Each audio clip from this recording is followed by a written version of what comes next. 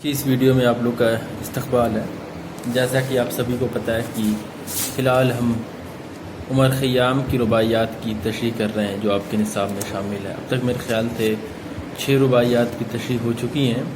آج اسی سلسلے کی کڑی میں عمر خیام کی ایک رباعی کی تشریح کے لیے حاضر ہوا ہوں۔ جیسا کہ پہلے میں نے ذکر کیا ہے کہ عمر خیام کی رباعیات کے جو مرکزی خیال ہیں وہ زندگی اور موت، عیش پرستی اور تنگ دستی میں بھی خوشی یا خوش و خرم رہنا، اسی قسم کے موضوعات کو عمر خیام کی رباعیات بیان کرتی ہیں۔ اسی سلسلے کی کڑی میں آج ایک رباعی کی تشریح آپ کے سامنے پیش ہے۔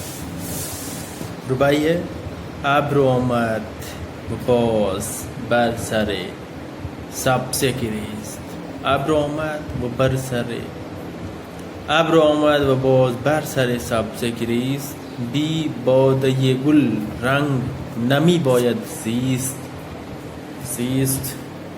این سبزه کی امروز تماشای گه است، امروز تماشای گه ماست تا سبزه خاک ما تماشا گہ کیست۔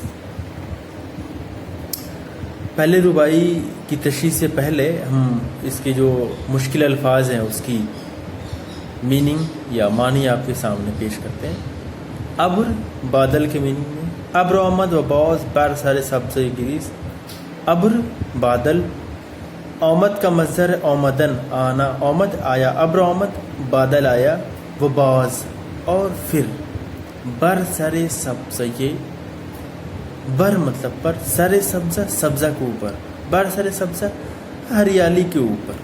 گریست کا مصدر ہے گریستن، رونا، گریست ماضی ہے، رویا، واحد غائب فعل ماضی۔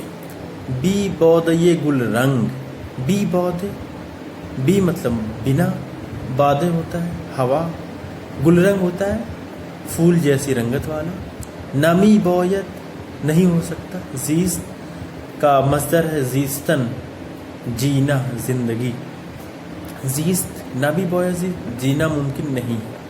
تیسرا مصرع ہے: ان سبزے کی امروز تماشا گہ ماست، ان سبزے یہ سبزے، امروز آج، ٹوڈے، تماشے تماشا دیکھنے لائق، گہ تماشا گہ دیکھنے کی جگہ، جائے تماشا، ماں ہمارا است ہے۔ چوتھا مصرع ہے: تا سبزہ خاک، تا سبزہ خاک ماں تماشا گہ کیست، تا مطلب کب تک، سبزہ خاک ماں ہمارے مٹی کا سبزہ، یعنی مٹی، موت کے بعد جو دفن ہوتے ہیں، دفن پہ جو مٹی ڈالی جاتی ہے یعنی قبرستان کے اوپر جو سبزہ نکلتا ہے اس کے بارے میں کہہ رہا ہے۔ گہ کیست کون، تو ترشیح کی طرف آتے ہیں۔ ابر آمد و باز بر سر سبزہ گریست، پہلا مصرع، یعنی بادل آیا اور سر سبزہ یعنی ہریالی کے اوپر پھر رویا، یعنی بادل آیا اور پھر بارش ہوئی۔ یہاں عمر خیام بارش جو اوپر سے نیچے کی طرف آتی ہے تو اس کو رونے، ابر کے آنسو سے تشبیہ دے رہے ہیں کہ وہ ابر یعنی بادل بارش نہیں کر رہا بلکہ آنسو رو رہا ہے، یعنی رو رہا ہے۔ بی باد یا گل رنگ نمی باید زیست، بنا خوشبودار ہوا کے جینا ممکن نہیں، یعنی اچھی اور تر و تازہ ہوا کے بنا زندگی ممکن نہیں ہے۔ یعنی ابر آیا، بادل آیا، بارش لایا، کہاں پہ، سر سبزہ، سبزہ کے اوپر۔ اب جو سبزہ جب اگ گیا، ہرا بھرا ہو گیا، تو اس ہرے بھرے سے جو ہوا نکلتی ہے اس سے ہو کر جو ہوا گزرتی ہے وہ خوشبودار ہوتی ہے اور روح افزا ہوتی ہے، زندگی کو توانائی اور طاقت بخشتی ہے، اس میں ایک قسم کی خوشی پیدا کرتی ہے زندگی میں۔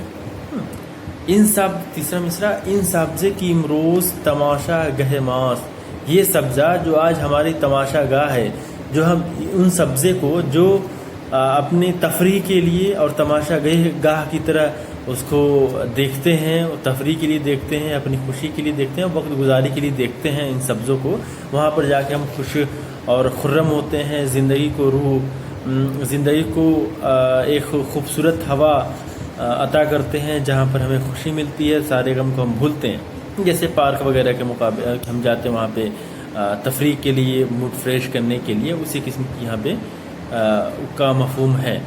تا سبزی خاک ماں تماشا کے کیس، یہ آخری مصرع. تو سبزی خاک ماں، ہماری مٹی پہ جو سبزہ ہوگا، یعنی ہمارے مرنے کے بعد جو دفن ہوں گے، دفنوں پہ جو قبرستان پر جو سبزے اگتے ہیں اس کو کون اور کب تک دیکھے گا، یہ ہمیں خبر نہیں. یعنی زندگی، عمر خیام اس رباعی کے ذریعے یہ درس دینا چاہتے ہیں کہ ہم تو زندہ ہیں فی الحال، اور زندگی میں جو کچھ موجود ہے یا دنیا میں جو کچھ جن چیزوں کا وجود ہے اس سے استفادہ کر رہے ہیں، اس کا فائدہ حاصل کر رہے ہیں، اس سے لطف اندوز ہو رہے ہیں، اور ہر چیز سے ہم ایک طریقے کا فائدہ اٹھا رہے ہیں. لیکن ہماری موت کے بعد ہم کس کو فائدہ دیں گے؟ یا جب ہم پوری دنیا ختم ہو جائے گی تو ہماری قبرستان پر جو سبزہ اگے گا اس کو دیکھنے والا کون ہوگا؟ یعنی یہ دنیا کی بے قدری، یہ زندگی کی بے قدری، اور زندگی جو ہے وہ موت اس کا انجام ہے. اسی کے بارے میں عمر خیام کہہ رہے ہیں کہ انسان مر جائے گا، ہر قسم سے لطف اندوز ہوتا ہے، ہر چیزوں سے لطف اندوز ہوتا ہے، لیکن ایک دن مر جائے گا، اور اس کو یہ خبر نہیں کہ اس کی موت کے بعد کیا ہوگا، اس کی موت سے کس کو فائدہ ہوگا، کس کو نقصان ہوگا، اس کی خبر نہیں. عمر خیام کا جو مرکزی خیال میں نے بتایا کہ یہ زندگی اور موت، انسان کہاں پیدا ہوتا ہے، کس طریقے سے پیدا ہوتا ہے، ایک چین، ایک سائیکل کی طرح کہ پیدا ہوتا ہے، پھر جوان ہوتا ہے، بوڑھا ہوتا ہے، اور پھر انتقال کر جاتا ہے. اس چین میں یا اس سائیکل میں اس کا فائدہ اور نقصان کیا ہے، ہمیں کچھ خبر نہیں. ہم بنا مرضی کے پیدا کر دیے جاتے، بنا کسی ہمارے کنسرن کے، بنا ہم سے ہماری مرضی کی یا پھر ہم سے بنا کہ پوچھے ہم پیدا کر دیے جاتے ہیں. اس کے بعد موت کی انجام تھے، یعنی ہمارا اس میں عمل دخل نہیں، ہماری خواہشات کو مروز خاطر نہیں رکھا جاتا ہے. ایک انسان پیدا کر دیا جاتا ہے، اس کے بعد زندگی میں جو کچھ لکھ دیا گیا وہ اس کے مقابلے وہ چکی کی طرف پستا رہتا ہے، اور ایک دن وہ مر جاتا ہے. تو انسان کو کچھ خبر نہیں ہے. آج کی کلاس میں اتنا، آگے